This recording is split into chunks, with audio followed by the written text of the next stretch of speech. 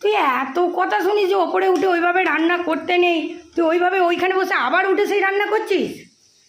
হ্যাঁ, একটু hygienic maintain করিস না? কিছুই নয়, ওখানে সব কি সব রেখেছিস নিচেতে, দেখ কি রেখেছি, মশলাপাতি করে রেখেছি। আর এখানে বসে কি বলে কি মুছবো না নাকি? হাইজেনিক মেনটেন তুই কি করতে এসেছিস এখানে? তুই কি করতে? না না, আমি দেখছি তোর আলু টালু ভাজি নাকি গন্ধ যাচ্ছে, আমি বলছি যাই একবার দেখি কি করছে। আসলে নিজের ছুকছুকানি স্বভাবটা বল না, ওইটা গন্ধ পেয়ে গেট খুলে চলেছিস। তুই যা, তোকে কি আসতে বলেছিস? ওই রকম বলিস কেন? তারে তুই একলা একলা রান্না করছিস, গরমে বসে বসে একটু গল্প করতে এলাম। সর্বদা নেগেটিভটা ধরিস কেন? পজিটিভ ভাব না। পিড়িতে ধরো, ওই সবসময় গন্ধ পেলেই ছুটে আসে। ওসব আমার খাতির লাগে না। কি হলো? আরে চলেই যাবো, দাঁড়িয়ে আছি বলে কি আমি কি খেতে এসেছি নাকি? না নজর দিচ্ছি? নজরই তো দিচ্ছিস, তাকিয়ে রয়েছিস। আলুগুলো আমার ভাজছিস তো আলু, ভাজছিস তো আলু। ওলটা জানে সালা, নাচতে না জানলে উঠুন বেকা। ও আলু ওলটাতে পারছে না, আমি দাঁড়িয়ে আছি বলে ওর আলু ওলটাচ্ছে না। কথা শোনো, এটা আবার একটা কোনো কথা হলো?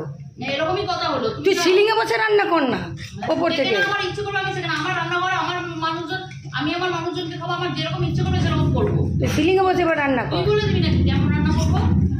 মানুষের শ্রী অশ্রী আছে বাবা, ওভেনের উপর উঠে বসে রান্না করছি।